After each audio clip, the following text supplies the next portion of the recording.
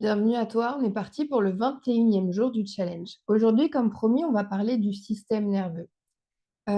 Pourquoi s'intéresser au système nerveux? C'est parce qu'on l'a vu. Nous, dans le cadre du syndrome du sauveur, dans le cadre du fait d'être cette personne qui a besoin d'aider et de se rendre utile auprès des autres, on a vu, et on a vu comment ça se construit, comment ça se déconstruit, qu'on va chercher de l'amour et de la sécurité à l'extérieur, pour faire très très court. Et donc, de s'intéresser au fonctionnement de ton système nerveux peut te permettre de te reconnecter, de renouer avec le sentiment de sécurité depuis l'intérieur. Parce qu'on l'a vu aussi, c'est depuis l'intérieur que l'amour et la sécurité doivent se trouver. Tu dois connecter à ça de l'intérieur pour qu'ensuite tu attires et tu rencontres et tu sois plus focus sur des personnes et des situations qui sont bonnes pour toi. Bonne dans le sens enrichissante, dans le sens, proche de tes valeurs, proche de toi. Donc tout ce qui t'épuise, tout ce qui te prend de l'énergie, tout ce que tu fais à contre-cœur, en fait, tu vas être moins focalisé dessus et tu vas pouvoir renouer avec, de plus en plus, avec cette sécurité intérieure, cet amour intérieur. Donc par rapport au système nerveux, il est autonome. Le système nerveux, il gère toutes les fonctions autonomes, tout ce à quoi on n'a pas à penser. Respirer, notre température, la digestion, voilà, tout ce qui se passe sans qu'on ait à y penser. Et lorsque, on est dans le mental, dans le doute, dans la fatigue, parfois, ce système nerveux, en fait, va nous envoyer des informations qui vont être traitées par différentes aires dans le cerveau. Et on va donner un sens différent à l'information en fonction de l'état dans lequel on est. Parfois, on croit que quelque chose chez nous cloche, qu'on a un problème, qu'on a un souci.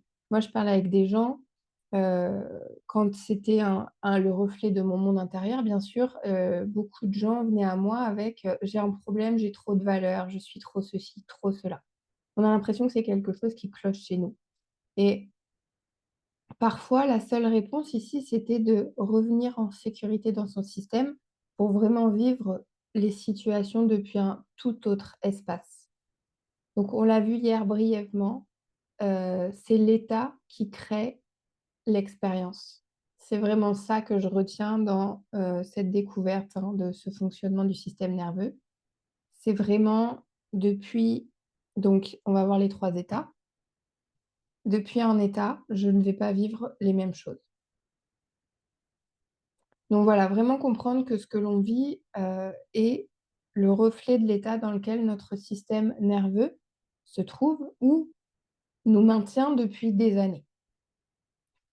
En fait, le système nerveux autonome régit donc tout ton rapport au monde, sans qu'on s'en rende compte. En fait, il scanne sans cesse notre environnement à la recherche d'indices de sécurité ou de danger. Et selon ce qu'il perçoit, même de façon très subtile, il nous fait basculer dans l'un des 3 états suivants. Tu vois? C'est vraiment alors parce qu'il y a eu tout un pan où, les affirmations positives, la volonté et cetera, on misait tout sur le mental. Heu, moi, j'ai cru que je manquais de volonté ou que, voilà, j'avais un problème et là, j'ai découvert tout le pan du système nerveux autonome, du corps et c'est tu vois, on vient de le dire, c'est 80 des informations qui sont afférentes, qui viennent du corps et qui vont remonter dans le cerveau pour être traitées par différentes aires et notamment la dernière ou l'une des dernières, où on va lui donner un sens. Donc si ton corps se sent en danger, par exemple, en étant passé devant tout le monde à telle année du collège, on s'est fait humilier, bim, à chaque fois que je vais peut-être devoir reparler devant du monde, même en étant adulte, mon corps lui, il revit comme si j'étais au collège, par exemple. C'est aussi c'est pour ça que je parle aussi, du trauma, du lien avec le trauma qu'on avait fait dans d'autres vidéos. C'est, l'empreinte qu'a laissée mon expérience. On a vécu un truc dans le passé, on sait que c'est passé au niveau du cerveau, mais c'est comme si le corps était encore dedans. Parce que l'empreinte qui a été laissée dans le système nerveux, elle est comme réactivée à chaque fois qu'il y a une situation qui va rappeler cette situation qui m'a fait souffrir à mon système, à mon corps. Donc lui, il va m'envoyer des infos et moi, je vais toujours les traiter en me disant: «C'est stressant, c'est dangereux». Et donc l'idéal aujourd'hui, c'est de comprendre les 3 états du système nerveux et de pouvoir arriver à réguler son système nerveux pour revenir, renouer avec ce sentiment de sécurité et donc rejouer les scènes différemment, désamorcer, désengrammer les peurs, les blessures, et cetera. Donc les 3 états du système nerveux autonome. Le premier, c'est l'état de sécurité et de connexion, c'est l'état vagal ventral vagal, ventral. Donc là, on se sent en confiance, on peut s'exprimer librement, on sait poser ses limites, on est surtout présent à soi-même et aux autres. On est dans le lien, on est en pleine présence. L'énergie est stable, voilà, on respire de manière, on l'a vu, plus ample, plus profonde. Je suis là, je suis assise, les pieds dans le sol, je ressens mon corps, je sens ma posture et en même temps, je suis en lien avec ce que je suis en train de te dire, donc avec toi. Et puis, je peux aussi t'écouter et recevoir ce que tu as à me dire. Mais quand on est hypersensible ou sauveur compulsif, on est vraiment, c'est pas, anodin. Fatigué, si j'insistais à chaque fois sur les somatisations, les douleurs et cetera, c'est que c'est vraiment très, très important. Donc fatigué d'avoir trop donné, c'est vraiment, juste ces mots-là, on peut méditer des heures là-dessus, quoi. Où est-ce que j'ai trop donné? Comment je me sens fatiguée? Enfin, c'est vraiment très, très profond et donc depuis cet état de fatigue, ce faux self, cette hypersensibilité «mal gérée» entre guillemets, donc dont on n'a pas les codes et qu'on ne sait pas encore s'écouter par rapport à ça, hein. On va plutôt rentrer, en auto-jugement, en autocritique avec un critique intérieur très dur et on va avoir du mal à se reposer. Donc c'est là où je parle d'hypersensibilité et où il y a tous les concepts qui viennent s'imbriquer. Et donc, depuis toutes ces parts de nous, hein, l'hypersensibilité, le sauveur compulsif, cet état de fatigue aussi, on a souvent accès, à cet état que de manière très temporaire, très limitée. Parce qu'on est vite surchargé. Parce qu'on l'a vu donc l'empreinte qui a été laissée par tout un tas de choses prend déjà de la place, va comme, prendre notre énergie et comment? La dévoyer quoi, la faire sortir pour s'occuper d'autres choses en fait, pour aller traiter les signaux de danger, pour être aux aguets, pour être en hypervigilance, pour là, je vais pas savoir dire non, qu'est-ce qu'on va me demander comme, ce dont je te parlais hier. Donc voilà, ça nous prend de l'énergie donc l'accès ventral, c'est quelque chose que moi, je connaissais très peu. C'est quelque chose, voilà, c'est une fois de temps en temps, quand il y a pas de bruit, quand il y a personne, quand je me sens en sécurité, donc ça veut dire, souvent, bah, du repli, de la solitude, un endroit que j'ai vraiment, identifié comme, sécure et cetera et cetera. Le deuxième état, c'est la mobilisation, c'est l'état sympathique. C'est dans cet ordre-là parce qu'il y a une échelle autonomique, on va passer donc dès qu'on sort du ventral, on passe par le sympathique. Donc ça, c'est le mode faire, agir, sauver.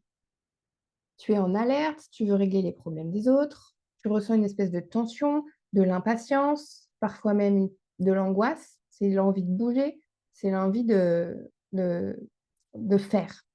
C'est, les gens pour moi, j'ai cette image, hein, qui, tout est très, très carré chez eux, ils peuvent pas se poser, ils sont tout le temps en train de régler un détail et ils peuvent pas s'asseoir avec, voilà, si tu es invité à boire un coup, je sais pas, toi tu es assis et puis, on te propose à boire et tout et la personne ne peut pas se poser, tu vois? C'est cet état-là pour moi, c'est cette image-là.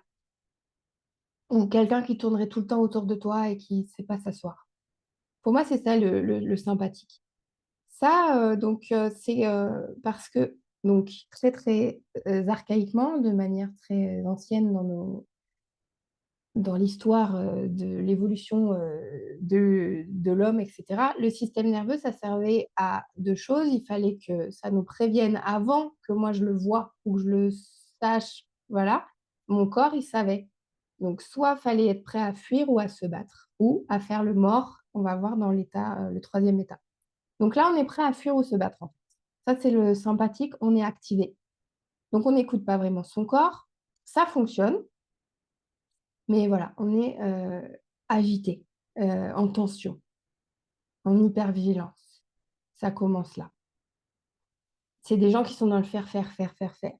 C'est des gens qui vont se faire une to-do list à rallonge pour se dire: «Bah, j'ai fait tout ça, j'ai» voilà. C'est même plus, être actif, hein, c'est de l'activisme, il nous disait, Stephen Porges. C'est faire pour faire. Donc là, c'est quand je veux aider, quand je veux apaiser, je veux contrôler, souvent, donc on l'a vu, pour éviter son propre chaos intérieur.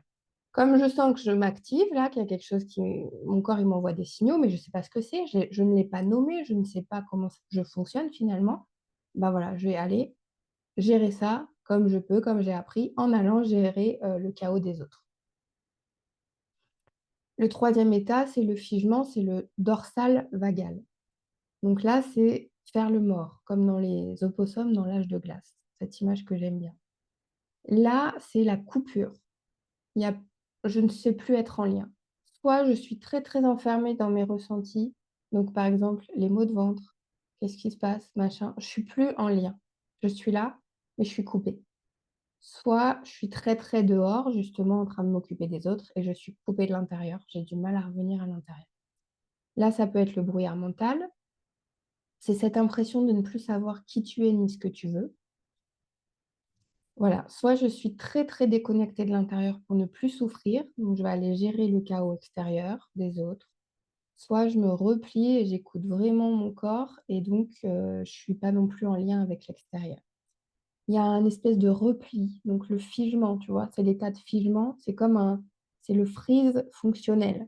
Il y a plus d'élan, tout semble aller bien, je fonctionne, hein, j'allais travailler, je fais ce que j'ai à faire et pourtant, à l'intérieur, il y a comme un vide et il y a, ouais, cette espèce de tu sais, on est comme une rivière traversée par, cette énergie, ça serait comme une rivière qui nous traverse. Bah et c'est comme s'il y avait la moitié de l'eau qui était prise à gérer des trucs à l'intérieur et qu'on n'a plus que la moitié de notre énergie finalement. Moi, je vois ça comme ça et c'est aussi cet état-là où on se retrouve après avoir trop aidé, trop porté, trop encaissé, heu, voilà, à force d'aller gérer le chaos extérieur. C'est ça que j'essayais d'exprimer à chaque fois que je disais: «J'attendais ce jour de repos avec impatience» où tu sais, je me dépêchais de faire toutes mes tâches pour avoir ces 5 minutes de repos. Je pense qu'à me reposer et en même temps, une fois que j'y suis, je suis, allongée ou je suis figée en tout cas. Je fais des petites choses, mais pas comme je voudrais, pas avec l'énergie et l'élan que j'aimerais. Donc ça, c'est les 3 étapes par lesquelles on passe normalement au quotidien, tous les jours. Quelque chose va te faire penser à une ancienne expérience, paf, tu passes en sympathique. Normalement, tu arrives à te réguler, tu reviens en ventral ou alors tu es fatigué et ça ne marche pas, paf, tu passes en dorsale. Il y a parmi nous, des gens qui sont plus, «bloqués» entre guillemets, hein, qui ont du mal à réguler là. On parle de vraiment d'aller apprendre à réguler ça. Cette flexibilité vagale de passer de l'un à l'autre comme ça, sereinement et ben, parmi nous, il y en a qui sont plus bloqués dans le sympathique. Donc pour moi, c'est cette image-là de cette personne qui n'arriverait pas à s'asseoir, à se poser, à être dans son corps finalement, à être avec soi et cette image-là du figement fonctionnel de vraiment, moi étendue sur mon canapé une fois que j'ai tout donné à tout le monde et qu'il y a vraiment plus rien et donc on va plus facilement vers l'un ou vers l'autre selon ce qu'on a vécu, comment on a interprété les choses et ce qui s'est mis en place au fur et à mesure des expériences et donc des expériences traumatisantes. Alors sans, parler de choses extrêmes, le trauma, on va faire une autre vidéo aussi là-dessus. Pour moi, le trauma, c'était le trauma crânien de mon petit frère quand on a eu cet accident de voiture en 2010 et donc j'ai découvert que le trauma, il y avait plusieurs, heu, comment pas styles, mais plusieurs, traumas et donc chaque chose que tu as vécue qui a été trop, a laissé une empreinte dans ce système nerveux et te fait donner un sens différent à l'information et donc peut-être, te fait rester coincé dans un des 2 états, de stress, qui sont des états, très importants. On en a besoin et donc encore une fois, ce stress, il est nécessaire pour survivre et donc j'en reviens au fait de on est ici pour sortir du mode survie et repasser dans quelque chose de beaucoup plus sain, de plus régulé, de plus équilibré et trouver un équilibre entre moi et les autres, en apprenant comment ça fonctionne à l'intérieur et comment je vais pouvoir mieux communiquer et me positionner face à l'extérieur. J'espère que c'était clair. On a vu les 3 états du système nerveux. Demain, je détaille, plus en profondeur les différentes sortes de traumas et puis, voilà, tout va se mettre en lien petit à petit. Je pense que tu commences à voir où je veux en venir. Il y a, tous ces éléments qui ont fait que ça a pu enfin se débloquer. Effectivement, j'ai lu beaucoup, beaucoup de choses et j'ai dû aussi me faire accompagner pour, être en lien et pour que chaque outil que l'on voit ensemble ici puisse, heu, venir en face de ce dont moi j'avais besoin au moment où j'en avais besoin. Et en plus, j'ai fait une formation pour chacun des outils et dans cet accompagnement que je te propose, aujourd'hui, c'est vraiment de venir mettre ces tous ces outils-là en face de ce dont toi tu as besoin pour que ça aille, heu, plus rapidement et plus sereinement. Pour tout de suite, dès aujourd'hui, remultiplier les expériences de vie positives depuis un système régulé comme on l'a vu. Je te souhaite une très belle journée, prends soin de toi et merci encore pour, tes commentaires, ton soutien. Alors n'hésite pas à mettre encore un petit pouce ici et à demain.